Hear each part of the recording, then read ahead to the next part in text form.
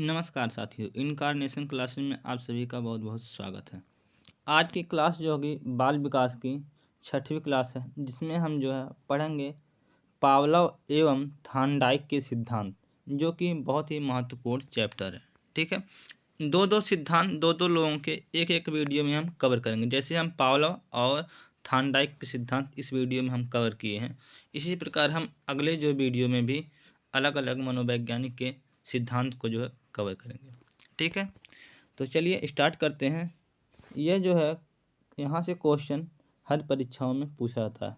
जैसे आपका टेट हुआ, सीटेट हुआ, और आपकी जो डीएलएड की परीक्षा होगी उसमें भी बहुत महत्वपूर्ण है। ठीक है, चलिए स्टार्ट करते हैं। पहला आता है अधिगम के सिद्धांत, जो ट्रिक है। सबसे पहले ट्रिक जान लेते हैं, यहीं से आपका क्वेश्चन बन जाएगा। ठीक है, इसमें सबसे ज़्यादा महत्वपूर्ण क्या है, जैसे देखिए ट्रिक है थार्नडाइक की बिल्ली छोटी सी भूल। अब यह जो है पहली लाइन जो है थार्नडाइक की बिल्ली छोटी सी भूल। अब ये जो थार्नडाइक महोदय जो है ये किस पर प्रयोग किए थे, इन्होंने एक बिल्ली पर प्रयोग किया गया था। तो ये अभी एक क्वेश्चन तैयार हुआ, थार्नडाइक ने जिस पर प्रयोग किया था वो किस पर प्रयोग किया था, बिल्ली पर। और वो किसका, छोटी सी भूल यानी कि त्रुटियों के संबंधित जो है खोज किए थे। ठीक है, इसके बाद अगला है पावलोव का कुत्ता क्लासिकल कॉल। अब पावलोव महोदय ने कुत्ते पर जो है रिसर्च की थी। इसके बाद अगला है स्किनर का चूहा करे क्रिया प्रशोध। अब स्किनर महोदय ने चूहा पर जो है प्रयोग किया था। तो ये जितने भी ये सब बहुविकल्पी में एक एक नंबर पे क्वेश्चन आपका पूछा जा सकता है, स्किनर महोदय ने किस जंतु पर प्रयोग किया था। ठीक है, इस प्रकार अगला है कोहलर के बंदर को आ गई सूझ। कोहलर महोदय ने किस पर प्रयोग किया था, बंदर पे या चिंपैंजी, ये दोनों में से कोई भी आपको मिल सकता है। ठीक है, चलिए हम एक एक करके, जैसे पहले पावलोव का संबंध प्रतिक्रिया सिद्धांत। सबसे पहले हम पावलोव महोदय का देखते हैं। तो पावलोव महोदय का पूरा नाम है आईपी पावल या आईपी पावलोव। ठीक है, यहाँ पे थोड़ा सा हम वाह जो है भूल गए हैं, पावलोव होना चाहिए। ठीक है, उसको आप सही कर लीजिएगा। ये कहाँ के निवासी थे, रूस के थे। इनका प्रयोग किस जीव पर था, कुत्ते पर। इन्होंने नोबेल पुरस्कार इनको मिला था 1904 ईस्वी में। ठीक है, इसके बाद इनका प्रयोग है पावलोव का प्रयोग, जो पहली हेडिंग है संबंध प्रतिक्रिया सिद्धांत का प्रतिपादन रूसी शारीरिक शास्त्री आईपी पावल ने किया।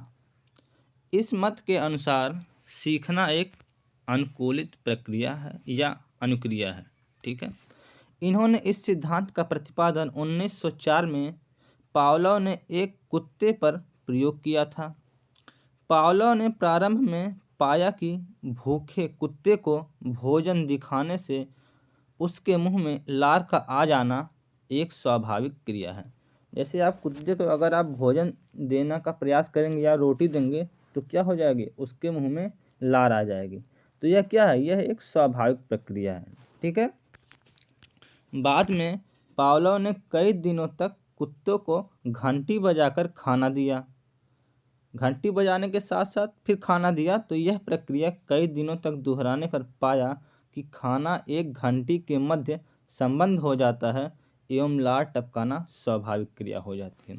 जैसे जब कुत्ते को भोजन ये देते हैं पावलोव महोदय, तो ये जब उसके साथ साथ ये क्या करते हैं, घंटी बजाते हैं। तो जब घंटी बजाते हैं तो कुत्ता दौड़ के आता है और इसके बाद उसको भोजन देते हैं, यानी कि रोटी। ठीक है, तब उसके मुंह में लार आ जाता है। इसके बाद अगला पॉइंट है पावलोव ने इसके बाद केवल घंटी बजाई, खाना साथ में नहीं दिया, तथा पावलोव ने देखा कि कुत्ता स्वाभाविक क्रिया यानी कि लार टपकाया, क्योंकि कुत्ते ने घंटी बजाने के साथ सीख लिया था कि उसे भोजन मिलेगा। ठीक है, अब की बार जो है पावलोव महोदय ने उसे भोजन नहीं दिया, केवल घंटी बजाया, इसके बाद भी वो लार टपकाया। क्यों टपकाया, क्योंकि उसकी जो आदत पड़ गई है कि जब घंटी बजती है तो हमें भोजन मिलता है। तो इसके बाद वो घंटी के साथ ही जो है लार टपकाना शुरू कर दिया, जबकि भोजन नहीं दिया गया था। ठीक है, इसके बाद अगला है घंटी के प्रति कुत्ते की इस प्रतिक्रिया को पावलोव ने संबंध सहज क्रिया की संज्ञा दी है। ठीक है, इसके बाद अगला है कुत्ते के समान बालक और व्यक्ति भी संबंध सहज क्रिया संबंध क्रिया द्वारा सीखते हैं। जैसे पके हुए आम को देखकर बालकों के मुंह में पानी आ जाता है। तो ये जो लार जो टपकती है जो बच्चों को, जैसे तो किसी चीज़ को देखकर लालच आ जाती है, या जैसे किसी चीज़ को कोई अच्छा स्वादिष्ट भोजन देख लें या कोई अच्छी चीज़ देख लें जो उनको अच्छा लगता है, ठीक है, तो वो सोचते हैं हमको मिल जाए। इसके बाद इनका जो पावलो महोदय का ग्राफ में अगर देखें तो इनके 3 चरण, जैसे पहले अनुकूलन से पूर्व, जब अनुकूलित नहीं था वो कुत्ता, जब उसको नहीं पता था घंटी के बारे में, इसके बाद केवल वह जब भोजन करता था तभी वो लार टपकती थी। जैसे पहला है स्वाभाविक उद्दीपक। स्वाभाविक उद्दीपक में आपका वही आ जाएगा भोजन। उद्दीपक का कार्य क्या कर रहा है? भोजन। जब भोजन देख रहा है कुत्ता जो है तभी तो लार टपका रहा है, वह एक उद्दीपक का कार्य कर रहा है। इसे कहेंगे अनुबंधित उद्दीपक। फिर इसके बाद स्वाभाविक अनुक्रिया में आ जाएगा लार टपकाना। जब भोजन देखा, इसके बाद स्वाभाविक क्रिया है कुत्ते की, तो वह लार जरूर टपकाएगा, तो ये क्या हो जाएगा? अनुबंधित अनुक्रिया हो जाएगा। फिर अगला है अनुकूलन के दौरान, जब वह अनुकूल हो गया घंटी के साथ साथ भोजन, तब क्या हुआ? स्वाभाविक उद्दीपक में क्या आ जाएगा? अस्वाभाविक उद्दीपक में क्या आ जाएगा? घंटी आ जाएगा, क्योंकि स्वाभाविक उद्दीपक तो भोजन है, क्योंकि भोजन के साथ जो है आना चाहिए जो है उसका लार, लेकिन अब जो घंटी के साथ आ रहा है तो क्या हो जाएगा? अस्वाभाविक उद्दीपक। फिर इसके बाद अगला है स्वाभाविक अनुक्रिया, जो उन्होंने किया है लार टपकाना। इसके बाद अगला है तीसरा नंबर, अनुकूलन के बाद की क्रिया क्या होती है? अस्वाभाविक उद्दीपक आपकी घंटी हो जाती है, इसके बाद उसे हम कहते हैं अनुबंधित उद्दीपक, ठीक है। इसके बाद उसकी क्रिया क्या होती है? स्वाभाविक अनुक्रिया हो जाती है लार टपकाना, जिसे अनुबंधित व अनुकूलित अनुक्रिया भी कहते हैं, ठीक है। इसके बाद पावलो के सिद्धांत का अन्य नाम है, पावलो के अन्य सिद्धांत के नाम से भी जानते हैं। जैसे कौन कौन से नाम हैं? जैसे पहला आपका शास्त्रीय अनुबंधन का सिद्धांत किसने दिया? तो हम क्या लगाएंगे? पावलो महोदय ने। इसके बाद क्लासिकल का सिद्धांत या अनुबंधन किसने दिया? पावलो महोदय ने। अनुबंधित अनुक्रिया का सिद्धांत भी पावलो जी का है। संबंध प्रतिक्रिया का सिद्धांत यह भी पावलो का है। अनुकूलित अनुक्रिया का सिद्धांत यह भी पावलो का है। अगला है नेक्स्ट अस्वाभाविक अनुक्रिया का सिद्धांत, यह भी पावलो का है। अगला है पावलो के सिद्धांत का शैक्षिक महत्व। जैसे शिक्षा के क्षेत्र से हमें जोड़कर ये पढ़ना है, तो ये शिक्षा के क्षेत्र में क्या इसका योगदान है पावलो महोदय जी का। यह सिद्धांत बालकों को सीखने का स्वाभाविक विधि बताता है। इस सिद्धांत का उपयोग करके बालकों के भय संबंधी रोगों का उपचार किया जाता है। अगला पॉइंट है इस सिद्धांत का समूह के निर्माण में महत्वपूर्ण स्थान है। जैसे गणित शिक्षण में सहायक होता है यह। जैसे गणित शिक्षण में सहायक का मतलब है कि धीरे धीरे जब अभ्यास करेंगे, कोई सी गणित वगैरह जो सवाल होता है वो बार बार अभ्यास करने से ही आता है, ठीक है। इसके बाद अगला अभिवृत्ति विकास में सहायक होता है। फिर अगला पॉइंट है इस सिद्धांत की सहायता से बालकों में अच्छे व्यवहार और उत्तम अनुशासन की भावना का भी विकास किया जा सकता है। ये क्रो एंड क्रो महोदय ने कहा है। इसके बाद अगला पॉइंट है यह सिद्धांत उन विषयों के लिए अत्यंत उपयोगी है जिसमें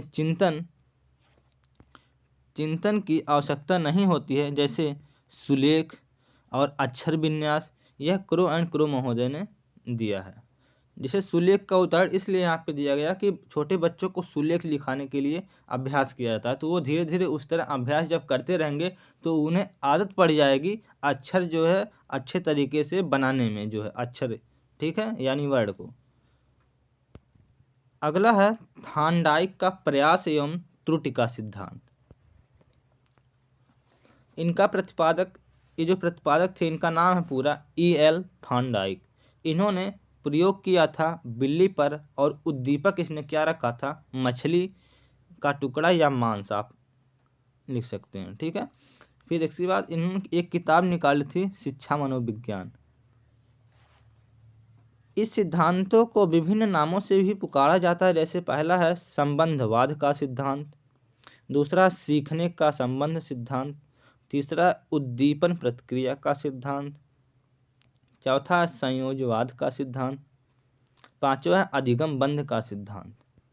तो चलिए थार्नडाइक का हम प्रयोग देख लेते हैं, इन्होंने कैसे जो है प्रयोग किया था, इसके बाद इसका रिजल्ट कैसे क्या आया।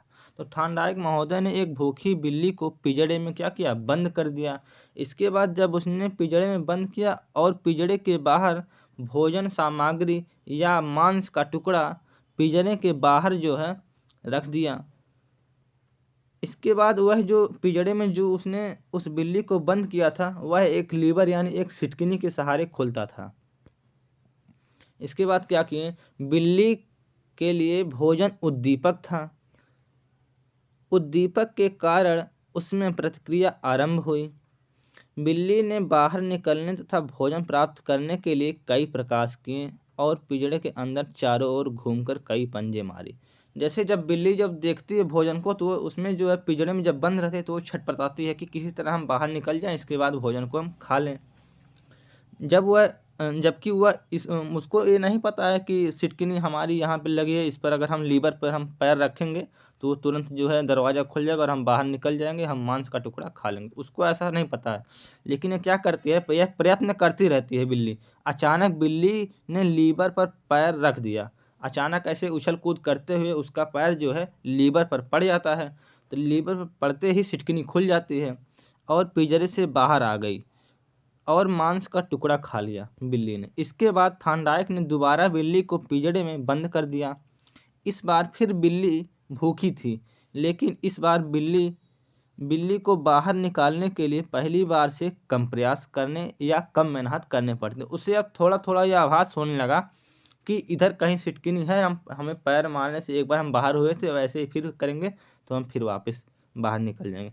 इस प्रकार तीसरे और चौथे प्रयास में और कम समय में ही बिल्ली ने लीवर पर पैर रखकर मांस का टुकड़ा खा लिया।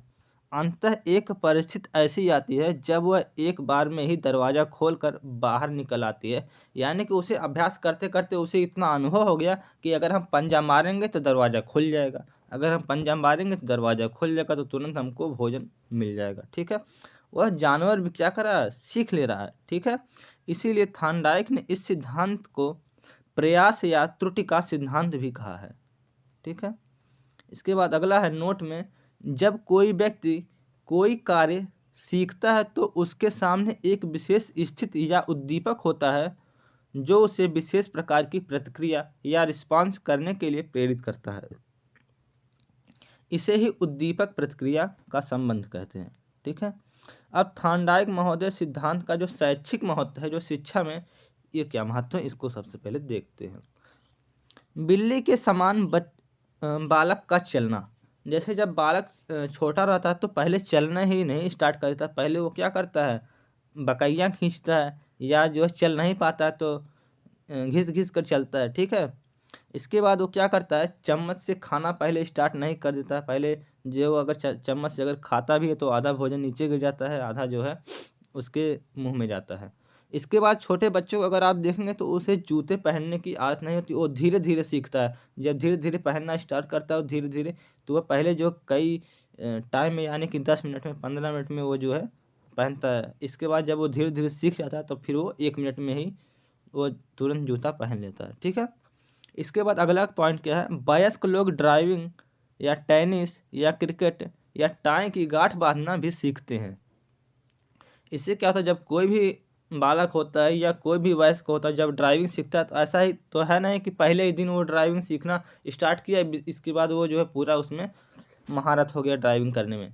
ऐसा तो होता नहीं, वो धीरे धीरे जब सीखता है, इसके बाद वो महीनों जब डेली डेली वही एक ही कार्य करता है ड्राइविंग वाला, तो वह पूरा वो ड्राइविंग में या गाड़ी चलाने में पूरा वो परिपूर्ण हो जाता है। इसके बाद वही प्रक्रिया क्रिकेट में, जब कोई पहले दिन क्रिकेट खेलने जाता है तो ऐसा नहीं है कि वो जो है बहुत ज़्यादा लंबे लंबे छक्के मारना शुरू कर देता है, नहीं, पहले वो धीरे धीरे बॉल को जो है रोकना सीखता है, फिर वो बॉल को पकड़ता है धीरे धीरे। उससे वो सीखते सीखते फिर वो जब एक अच्छे रूटीन में आ जाता है फिर वो अच्छे से क्रिकेट को खेलना स्टार्ट कर देता है।